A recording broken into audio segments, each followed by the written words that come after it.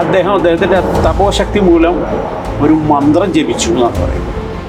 ആ മന്ത്രം ജപിച്ച മാത്രയിൽ ഈ കാണുന്ന ഈ ബലിക്കൽ ഭൂമിയിലേക്ക് പതുക്കെ അന്തർധാനം ചെയ്യുന്നവനെ, എന്നിട്ടാണ് ഈ നിലയിലേക്ക്, ഈ ഹൈറ്റിലേക്ക് വന്നിരിക്കുന്നത്. ഭഗവാന്റെ നേരഭിമുഖമായിട്ടായിരിക്കും നന്ദിയുടെ സ്ഥാനം. ഇവിടെ നിങ്ങൾ വന്നു കഴിഞ്ഞ് കഴിഞ്ഞാൽ കാണാവുന്നത് നന്ദി ഒരു സ്വല്പം മാറിയാണ് നിൽക്കുന്നത്. അതിൻ്റെ കാരണവും ഈ നന്ദനാരുടെ തപോശക്തിയാണെന്നാണ് പറയുന്നത്. ഇവിടുത്തെ ഏറ്റവും വലിയ പ്രത്യേകത നമ്മൾ പറഞ്ഞു എന്നത് നന്ദി വിഗ്രഹം തന്നെയാണ്. ഏകദേശം ഒരു 36 അടി ഉയരമുണ്ട് ബേസ്. ഇതിൻ്റെ നിർമ്മാണം എന്ന് പറഞ്ഞു കഴിഞ്ഞാൽ അത് എങ്ങനെ നടന്നു, എങ്ങനെ സാധിച്ചെടുത്തു എന്ന് നാട്ടുകാർക്ക് അറിയില്ല. ആ കാലത്ത് ഭരണം നടത്തിയിരുന്നവർക്കും ചിന്തിക്കാവുന്നതിനപ്പുറമായിരുന്നു. എന്തൊക്കെ തരത്തിലുള്ള വഴിപാടുകളാണ് പ്രധാനമായിട്ടും ഇടുന്നത്? ഹര ഒരു പ്രധാനപ്പെട്ട വഴിപാടാണ്. കുടുംബ പ്രാരബ്ധങ്ങൾ, ദാമ്പത്യ ബന്ധങ്ങളിലെ വിള്ളലുകൾ, ഇങ്ങനെയൊക്കെയുള്ള കാര്യങ്ങളുണ്ടല്ലോ, കോമൺ പീപ്പിൾ ഇന്ന് അനുഭവിക്കുന്ന, അതിനൊക്കെ വന്ന് പ്രാർത്ഥിച്ചു കഴിഞ്ഞാൽ കുട്ടികളില്ലാത്തവർക്ക് സന്താന ഭാഗ്യം, ഇതിനൊക്കെ ഏറ്റവും ഉത്തമമായ ഒരു ഇടം തന്നെയാണ് ഐമുറി ശ്രീ മഹാദേവ ക്ഷേത്രം. പെരിയാറിന്റെ തീരത്ത് ഐതിഹ്യങ്ങൾ ഉറങ്ങുന്ന ഒരു ക്ഷേത്രം.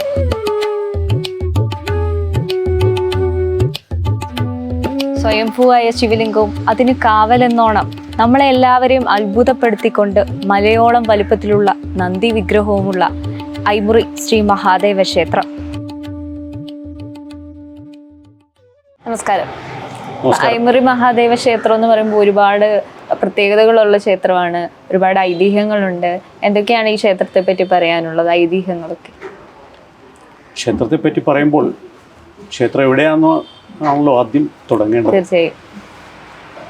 ഇത് ശരിക്ക് എറണാകുളം ജില്ലയിൽ പെരുമ്പാവൂരിനടുത്ത് കോടനാട് റൂട്ടിലാണ് ഐമുറി. ആക്ച്വലി ഗ്രാമപഞ്ചായത്ത് വരുന്നത് കൂവപ്പടിയാണ്.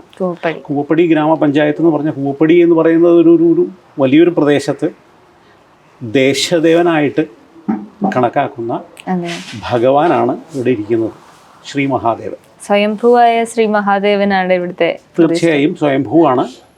സ്വയംഭൂ എന്ന് പറയുന്ന സങ്കല്പം ഈ ഭാരതത്തിലാകമാനം 63ഓളം ശൈവ നായനാർമാർ എന്ന് പറയുന്ന ഒരു വിഭാഗം ശിവഭക്തരാണ് സന്യാസി ജീവിതം നയിച്ചുകൊണ്ടിരുന്ന. അത് ശരിക്കും പറഞ്ഞു കഴിഞ്ഞാൽ തമിഴ് സാഹിത്യത്തിലെല്ലാം ഇവരെക്കുറിച്ച് ധാരാളം പ്രതിപാദ്യങ്ങളുണ്ടായിട്ടുണ്ട്. അപ്പോൾ ഈ ശൈവ സന്യാസിമാരായ ഈ നായനാന്മാരുടെ മരണശേഷം, അതായത് സന്യാസിമാർ സമാധിയാവുക എന്നുള്ളത് പറയുന്നത്, ആ സമാധിയായ ശേഷം ആ സ്ഥലത്താണ് ഈ ശിവലിംഗം പ്രത്യക്ഷപ്പെടുന്നത്, സ്വയംഭൂവാകുന്നത് എന്നാണ് പണ്ട് മുതൽ പറഞ്ഞു വരുന്നത് ഒരു കാര്യം. അത്തരണത്തിൽ പറയുമ്പോൾ ഇതൊരു നായനാർമാരുടെ ഒരു ശൈവ സങ്കേതം എന്നുള്ള രീതിയിൽ കാണാം. അതുമാത്രമല്ല, ഇവിടുത്തെ മഹാദേവൻ്റെ പ്രത്യേകത കിരാതമൂർത്തിയാണ്. സാധാരണ കേരളത്തിലെ ശിവക്ഷേത്രങ്ങളിലെ പല മൂർത്തികളും, ശിവമൂർത്തികളും ഉഗ്രകോപികളുണ്ട്. ഇവിടുത്തെ സാന്നിധ്യം എന്ന് പറഞ്ഞു കഴിഞ്ഞാൽ വളരെ ശാന്തസ്വരൂപൻ, ധ്യാനനിമഗ്നൻ, ക്ഷിപ്രപ്രസാദി. ഏത് കാര്യവും ആവശ്യപ്പെടുമ്പോൾ ഉടനടി സാധിച്ചു തരുന്ന ഭഗവാൻ എന്നുള്ള രീതിയിൽ ദേശത്തിൻ്റെ നാനായിടങ്ങളിൽ നിന്ന് ഭക്തർ, പ്രത്യേകിച്ച് തിങ്കൾ ദിവസങ്ങളിൽ, ശനി ദിവസങ്ങളിൽ ധാരാളം ഭക്തരെത്തുന്നുണ്ട്. അപ്പോൾ ഈ കിരാതം എന്ന് പറയുന്ന സംഗതി തന്നെ ഈ ഒരു വലിയ ഒരു പാട്ട് മലയാളത്തിൽ ഡിവോഷൻ സോങ് ഉണ്ട്, പാശുപതാസ്ത്രം പാർത്ഥന് നൽകിയ പശുപതിയല്ലേ ഇത്. ആ പശുപതിയാണ്, അതായത് അർജുനന് പാശുപതാസ്ത്രം നൽകിയ ശേഷം ഏറ്റവും ആനന്ദതുന്തില ഭാവത്തോടു കൂടിയാണ് നമ്മുടെ ഇവിടുത്തെ ഐമുറി ശ്രീ മഹാദേവൻ ഇരിക്കുന്നത്. ഈ നാടിന് ഐമുറി എന്നൊരു പേര് വരാനും കാരണങ്ങൾ ഒരുപാടാണ്. എന്തൊക്കെയാണ് ഐമുറി എന്നൊരു പേര് വന്നതിന്റെ കാരണമൊക്കെ? എല്ലാ പ്രദേശത്തിനും ഒരു പേര് ഉണ്ടാവുന്നതിന് അതിനൊരു ഉറവിടം കാണാം. തീർച്ചയായും. അപ്പോൾ ഐമുറി എന്ന് പറഞ്ഞാൽ, മുറി എന്ന് പറഞ്ഞാൽ ദേശം എന്നൊരു വാക്കുണ്ട്. ഐമുറി, അതെ അതെ അതെ അതെ അതെ. ഇപ്പോൾ പല സ്ഥലങ്ങളിൽ കിഴക്ക് മുറി, തെക്ക് മുറി എന്നൊക്കെ പറയുന്നത് അത് ദേശത്തിനെ പ്രതിനിധാനം ചെയ്തുകൊണ്ട് പറയുന്ന ഒരു കാര്യമാണ്. തീർച്ചയായും. അപ്പോൾ ഐമുറി എന്ന് പറഞ്ഞു കഴിഞ്ഞാൽ 5 മുറികളാണ്. 5 മുറികൾ എന്ന് പറഞ്ഞാൽ 5 ദേശങ്ങൾ. ഈ 5 ദേശങ്ങളും 5 മനക്കാരുടെ അധീനതയിലായിരുന്നു. ആ മനകളുടെ അധീനതയിലുള്ള ഒരു പൊതുപ്രദേശമായിരുന്നു ഐമുറി. പക്ഷേ ആ 5 മന എന്ന വാക്കിൽ നിന്നും ഐമനം എന്നാണ് ഇതിൻ്റെ പുരാരേഖകളിലൊക്കെ രേഖപ്പെടുത്തിയിരിക്കുന്നത്. ഇവിടുത്തെ ട്രസ്റ്റിൻ്റെ പേര് തന്നെ, ഈ ക്ഷേത്ര ട്രസ്റ്റിൻ്റെ പേര് തന്നെ ഐമനം ദേവസ്വം ട്രസ്റ്റ് എന്നാണ്. പക്ഷെ പിൽക്കാലത്ത് ഈ ഐമനം ഐമുറിയായി മാറിയതാണ്. അതുപോലെ തന്നെ ഇവിടെ ഗണപതിയാണ് ഉപദേവതയായിട്ട് വരുന്നത്. മറ്റ് പ്രത്യേകതകൾ എന്തൊക്കെയാണ് ക്ഷേത്രത്തിന്? ഗണപതി ആദിമ കാലം മുതൽ ഭഗവാനോടൊപ്പം തന്നെ ഉള്ളതാണ്. അതോടൊപ്പം സർപ്പദൈവങ്ങളെയും പ്രതിഷ്ഠിച്ചിട്ടുണ്ട്. ഈ ക്ഷേത്രത്തിലെ ഉപദേവതാ സാന്നിധ്യങ്ങൾ എന്ന് പറയുന്നത് പ്രധാനമായിട്ടും ഗണപതിയാണ്. മറ്റൊന്ന് സർപ്പപ്രതിഷ്ഠയാണ്.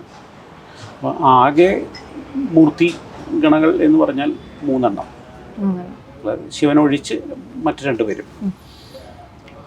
ഈ ഐമുറി എന്ന് പറയുന്നത് പോലെ തന്നെ കൂവപ്പടി, ഞാൻ പറഞ്ഞല്ലോ ഗ്രാമപഞ്ചായത്ത് കൂവപ്പടിയാണ്. കൂവപ്പടി എന്ന പേര് തന്നെ വന്നത് കൂവേലിപ്പടി എന്ന പേരിൽ നിന്ന് അത് ലോപിച്ചാണ് കൂവപ്പടിയായത്. കൂവപ്പടി ഒരു കാലത്ത് ഇവിടുത്തെ ദേശവാഴികൾ, പ്രശസ്തമായ ഒരുപാട് കർത്താ കുടുംബക്കാരുണ്ടായിരുന്നു. അതിൽ ഒരു വിഭാഗമാണ് കൂവേലി കർത്താക്കന്മാർ. ഇപ്പം ഈ ക്ഷേത്രത്തിൻ്റെ ഭരണസിരയിലുള്ളവർ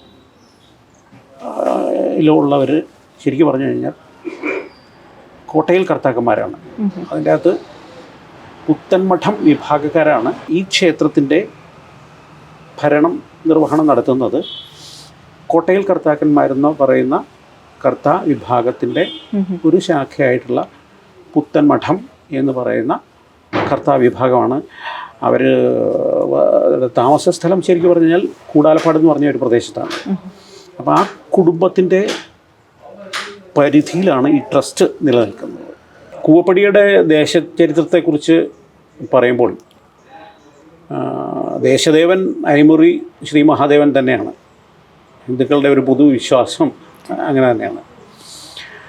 കൂവപ്പടി ഒരു വലിയൊരു ബ്രാഹ്മൺ സെറ്റിൽമെൻറ്റ് ഉണ്ടായിരുന്ന പ്രദേശം. ബ്രാഹ്മൺ എന്ന് പറഞ്ഞു കഴിഞ്ഞാൽ നമ്മുടെ നമ്പൂതിരി ബ്രാഹ്മണരല്ല, അവരുടെയും വലിയൊരു സംസ്കാരം ഈ പ്രദേശത്തിനുണ്ട്. പക്ഷേ അതിൽ കൂടുതലായിട്ട് ഒരു 10-200 ആണ്ട് മുമ്പത്തെ ഒരു പഴയ ചരിത്രം എടുത്തു കഴിഞ്ഞാൽ കൂവപ്പടിയിൽ ധാരാളം തമിഴ് ബ്രാഹ്മണർ, അതായത് പട്ടന്മാരെന്ന് ഇവിടെ നമ്മൾ പ്രാദേശികമായിട്ട് വിളിക്കും. കൂവപ്പടി പട്ടന്മാർ പണ്ട് മുതൽ പ്രസിദ്ധരാണ്. അതിൻ്റെ ഏറ്റവും വലിയ ആ പ്രസിദ്ധി ലോകം കണ്ട് കേട്ടറിഞ്ഞത് ആദരണീയനായ മലയാറ്റൂർ രാമകൃഷ്ണനിലൂടെയാണ്. മറ്റൊന്ന് പെരുമ്പാവൂർ ശ്രീ ജയറാം. ഇതെല്ലാം കൂവപ്പടിയുടെ ഒരു ഭാഗമാണെന്ന് തന്നെ പറയാം. അതിലും രസകരമായ ഒരു സംഗതി എന്താണെന്ന് വെച്ച് കഴിഞ്ഞാൽ നമ്മുടെ കമലഹാസൻ, ലോകമറിയപ്പെടുന്ന ചലച്ചിത്ര നടനായ കമലഹാസൻ്റെ ആദ്യത്തെ ഭാര്യ വാണി ഗണപതിയുടെ വാസഗേഹം കൂവപ്പടിയാണ്. കൂവപ്പടിക്ക് വലിയൊരു തമിഴ് ബ്രാഹ്മണ പാരമ്പര്യമുണ്ട്. അവർക്ക് അവരുടെ ആ തമിഴ് ബ്രാഹ്മണ സമൂഹത്തിന് സ്വന്തമായൊരു ക്ഷേത്രവുമുണ്ട്. അത് ഇവിടെ നിന്ന് ഒരു 1/4 കിലോമീറ്റർ മാറിയാണ് മഹാഗണപതിയാണ്. അതെല്ലാം ഇവിടെ ഈ ബ്രാഹ്മൺ സെറ്റിൽമെൻറ്റ് വന്നതിന് ശേഷം ഉണ്ടായ ക്ഷേത്രമാണ് ഗണപതി ക്ഷേത്രം. പിന്നെ ഈ തമിഴ് ജനതയുമായിട്ട് ഈ ക്ഷേത്രത്തിന് എന്തോ ഒരു അഭേദ്യമായൊരു ബന്ധം ഉള്ള പോലെ തോന്നാനുള്ള ഒരു കാര്യം എന്താണെന്ന് വെച്ച് കഴിഞ്ഞാൽ ഈ തമിഴ് ബ്രാഹ്മിൺസ് ഇവിടെ ഉണ്ടായിരുന്നു എന്നുള്ളതാണ്. ആ ചരിത്രമാണ് ഒന്ന്. മറ്റ് അവർ തന്നെ ഇവിടെ വന്ന് നമ്മളോട് പലപ്പോഴും പറഞ്ഞിരിക്കുന്ന ഒരു ചരിത്രം എന്ന് പറഞ്ഞു കഴിഞ്ഞാൽ ഈ 4-5 നൂറ്റാണ്ടുകളിൽ ഞാൻ ഏറ്റവും തുടക്കത്തിൽ പറഞ്ഞു ഈ ശൈവ നായനാർമാരുടെ ഒരു ചരിത്രം. അതിൽ ഏറ്റവും ഈ അധകൃത വർഗ്ഗക്കാർക്ക് ക്ഷേത്രം പ്രവേശനം ഇല്ലാതിരുന്ന ഒരു കാലം ഉണ്ടായിരുന്നു. നമ്മുടെ കേരളത്തിൽ ക്ഷേത്രപ്രവേശന വിളംബരം പോലെ തമിഴ്നാട്ടിൽ തഞ്ചാവൂർ ജില്ലയിൽ ഉൾപ്പെട്ട ഒരു നായനാർ, അദ്ദേഹത്തിൻ്റെ പേര് നന്ദനാർ എന്നാണ്. ഈ നന്ദനാർ ചരിതവുമായിട്ട് ഈ ക്ഷേത്രത്തെ ബന്ധപ്പെടുത്തി ആൾക്കാർ സംസാരിക്കാറുണ്ട്. ഈ ക്ഷേത്രത്തിൻ്റെ പ്രത്യേകതകൾ ഒരുപാടുണ്ട്. അതിനകത്തൊരു പ്രധാന പ്രത്യേകതയാണ് ഈ കാണുന്ന ബലിക്കല്ല്. ഇതിന് ക്ഷേത്രത്തിലെ ഏറ്റവും വലിയൊരു പ്രാധാന്യം ഉള്ള ഭാഗമാണ് ബലിക്കൽപുര. ഈ ബലിക്കല്ല് പണ്ട് പൗരാണികമായ പഴമക്കാർ പറഞ്ഞു കേട്ടിരിക്കുന്നതനുസരിച്ച് ഇത് വളരെ ഭീമാകാരമായ ഉയരമായിരുന്നു എന്നാണ് പറയുന്നത്. അപ്പോൾ ഞാൻ ആദ്യം പറയുന്ന ഈ നന്ദനാറിലേക്ക് തന്നെ വരാം. ഈ നന്ദനാർ എന്ന് പറയുന്ന ഈ തപോവൃദ്ധൻ നമ്മുടെ ഈ നേർരേഖയിലാണ് ഇപ്പോഴത്തെ നിലവിലുള്ള വല്ലം കോടനാട് റോഡ്. അന്ന് ഇന്നത്തെ അവസ്ഥയൊന്നുമല്ലല്ലോ, വെറും എന്താ പറയുന്ന മൺ വെട്ട് വഴികൾ മാത്രമേ ഉണ്ടായിരുന്നുള്ളൂ. ആ കാലത്ത് അദ്ദേഹം ദേശസഞ്ചാരത്തിനിടെ ഇതിലെ കടന്നു പോവുകയും ഇതിൻ്റെ തൊട്ട് മുമ്പിൽ വന്ന് ഭഗവാനെ കണ്ട് പ്രാർത്ഥിച്ച് മുന്നോട്ട് പോകാൻ വേണ്ടി നോക്കിക്കഴിഞ്ഞ് കഴിഞ്ഞപ്പോൾ അകത്ത് ഇരിക്കുന്ന ഐമറി ശ്രീ മഹാദേവനെ അദ്ദേഹത്തിന് കാണാൻ കഴിഞ്ഞില്ല എന്നാണ് പറയുന്നത്. അതിൻ്റെ പ്രധാന കാരണം ഈ ബലിക്കല്ല് വളരെ ഉയർന്നു നിൽക്കുകയാണ്. അപ്പോൾ അദ്ദേഹത്തിൻ്റെ കാഴ്ചയ്ക്ക് ഇത് തടസ്സമായി വരികയായി. ഉടനെ അദ്ദേഹത്തിൻ്റെ തപോശക്തി മൂലം ഒരു മന്ത്രം ജപിച്ചു എന്നാണ് പറയുന്നത്. ആ മന്ത്രം ജപിച്ച മാത്രയിൽ ഈ കാണുന്ന ഈ ബലിക്കല് ഭൂമിയിലേക്ക് പതുക്കെ അന്തർധാനം ചെയ്യുന്നതാണ്. എന്നിട്ടാണ് ഈ നിലയിലേക്ക്, ഈ ഹൈറ്റിലേക്ക് വന്നിരിക്കുന്നത്. അതോടൊപ്പം ഉണ്ടായ മറ്റൊരു കാര്യം എന്താണെന്ന് വെച്ച് കഴിഞ്ഞാൽ, അകത്ത് മണ്ഡപമുണ്ട്. ഭഗവാന്റെ തൊട്ട് മുമ്പിൽ നിങ്ങൾ എവിടെ ചെന്ന് കഴിഞ്ഞ് കഴിഞ്ഞാലും ഭഗവാന്റെ നേരഭിമുഖമായിട്ടായിരിക്കും നന്ദിയുടെ സ്ഥാനം.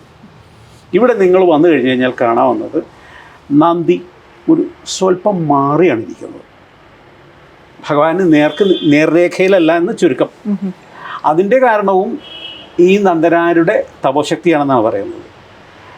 അദ്ദേഹം അദ്ദേഹത്തിൻ്റെ ജപ മാത്രയിൽ തന്നെ ഈ വലിയ ബലിക്കല്ല് താഴ്ന്നു പോവുകയും അതോടൊപ്പം തന്നെ അപ്പുറം തടസ്സമായി നിന്നിരുന്ന നന്ദി അവിടെ നിന്ന് മാറിയിരുന്നു എന്നാണ് പറയുന്നത്.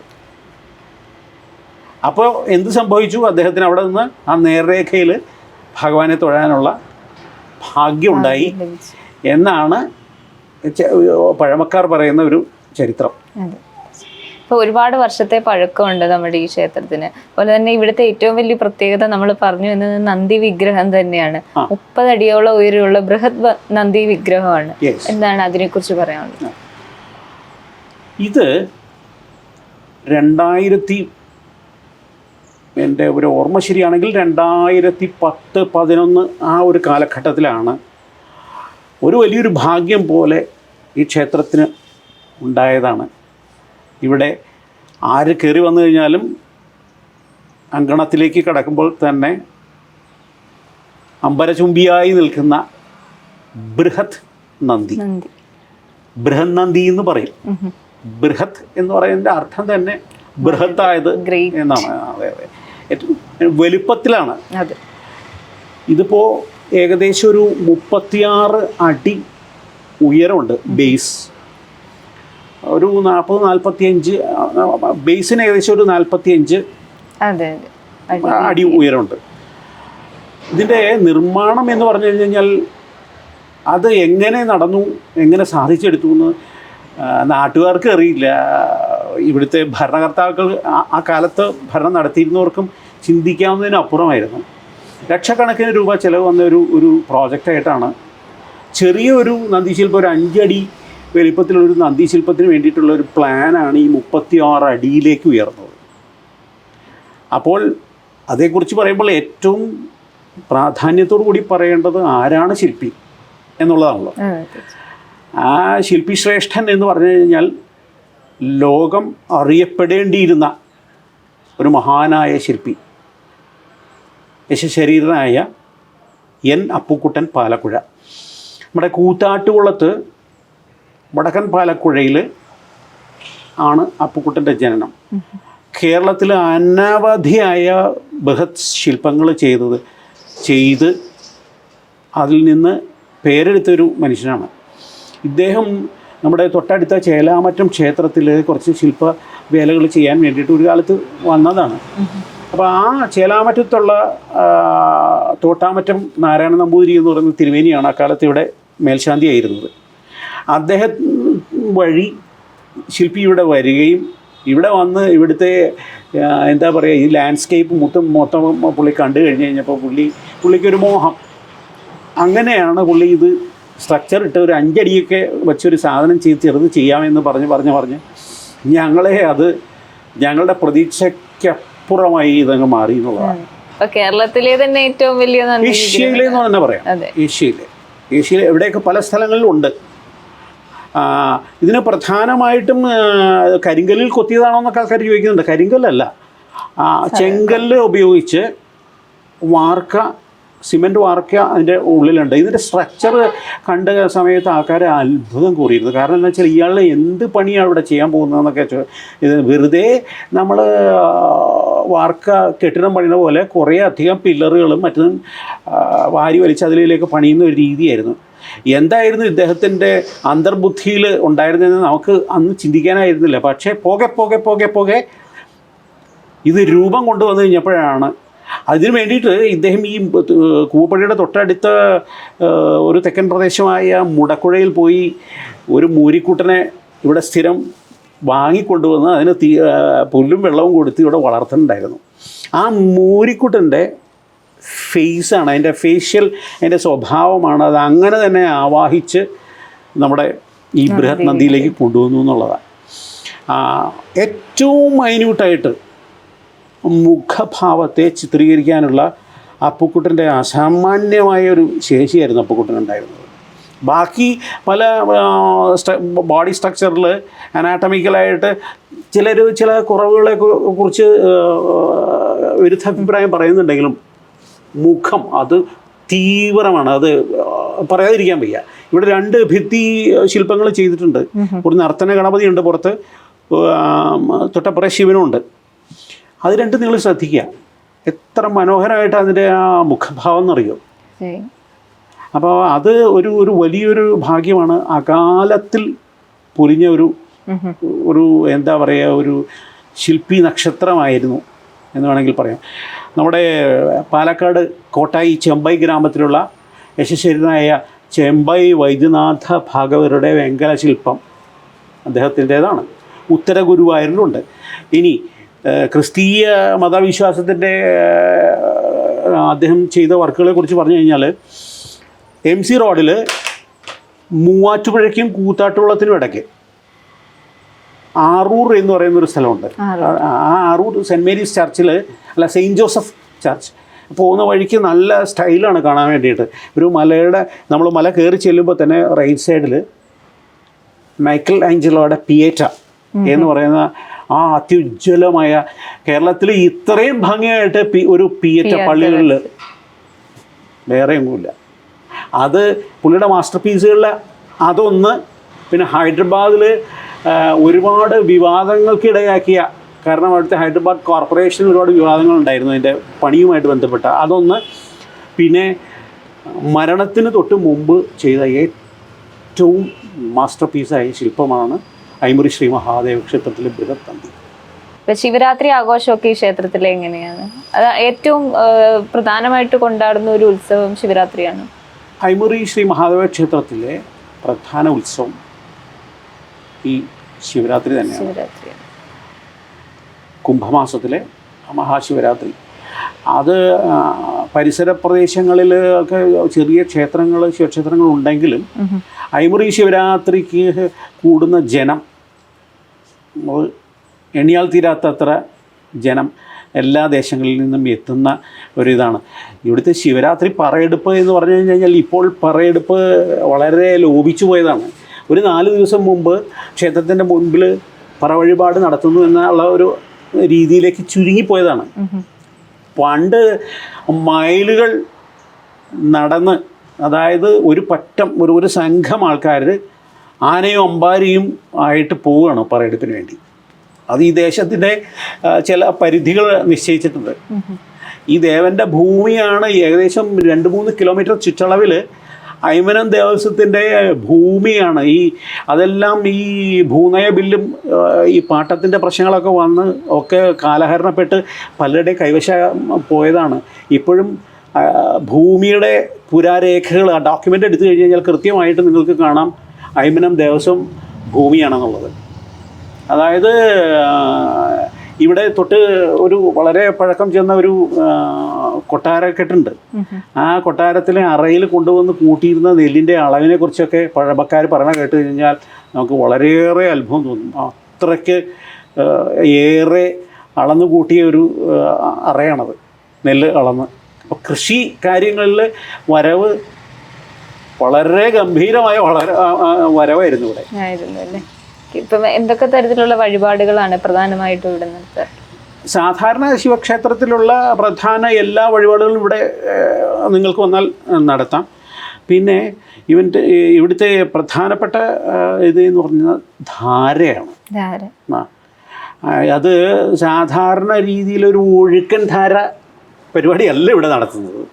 കൃത്യമായിട്ട് ഭഗവാന്റെ കിണറിൽ നിന്ന് ഓരോ ബക്കറ്റും കോരി മോട്ടർ അടിച്ച് കഴുകുന്ന ഒരു രീതിയൊക്കെ പല ക്ഷേത്രങ്ങളിലും ഉണ്ട്. എളുപ്പ വിദ്യയിൽ മോട്ടർ സ്റ്റാർട്ട് ചെയ്തിട്ട് ഭഗവാന്റെ ശിരസിൽ കൊണ്ടുപോയി മറ്റേ ഹോസ് കൊണ്ടുപോയി വെച്ച് വെള്ളം അടിച്ച് നനയ്ക്കുന്ന, നമ്മൾ കുളിക്കുന്ന പോലെ ആ ഒരു പരിപാടിയൊന്നും ഇവിടെ ഇല്ല. ഇവിടെ വളരെ കൃത്യനിഷ്ഠയോടുകൂടി ഇപ്പോഴത്തെ കോൽക്കുഴി ഇല്ലം ജിതേഷ് നമ്പൂതിരി അത് കൃത്യമായിട്ട് നിർവഹിച്ചു പോകുന്നുണ്ട്. ധര ഒരു പ്രധാനപ്പെട്ട വഴിപാടാണ്. എന്ത് കാര്യങ്ങളും അത് നമ്മൾ മനസ്സിൽ പ്രതീക്ഷിച്ചു വന്നോ ഉറപ്പാണ്. അച്ചട്ടമാണെന്ന് പറയില്ലേ, അത് തന്നെ അച്ചട്ടമാണ്. പിന്നെ ഇവിടെ ഈ പിൻവിളക്ക് കത്തിക്കുന്ന ഏറ്റവും ഒരു പ്രധാനപ്പെട്ട കാര്യം എന്താണെന്ന് വെച്ചാൽ, മറ്റൊരു പ്രധാനപ്പെട്ട കാര്യം എന്താണെന്ന് വെച്ചാൽ അർദ്ധനാരീശ്വര സങ്കല്പം കൂടിയുണ്ട്. പാർവതിക്കും തുല്യ പ്രാധാന്യമുണ്ട്. അച്ഛനും അമ്മയും എന്നുള്ള പോലെ, അല്ലെങ്കിൽ ഭാര്യാഭർത്താക്കന്മാരെന്നുള്ള രീതിയിൽ ചിന്തിക്കുമ്പോൾ കുടുംബ പ്രാരബ്ധങ്ങൾ, ദാമ്പത്യ ബന്ധങ്ങളിലെ വിള്ളലുകൾ, ഇങ്ങനെയൊക്കെയുള്ള കാര്യങ്ങളുണ്ടല്ലോ കോമൺ പീപ്പിൾ ഇന്ന് അനുഭവിക്കുന്ന, അതിനൊക്കെ വന്ന് പ്രാർത്ഥിച്ചു കഴിഞ്ഞാൽ കുട്ടികളില്ലാത്തവർക്ക് സന്താന ഭാഗ്യം, ഇതിനൊക്കെ ഏറ്റവും ഉത്തമമായ ഒരു ഇടം തന്നെയാണ് ഐമുറി ശ്രീ മഹാദേവ ക്ഷേത്രം. നന്ദി. Thank you.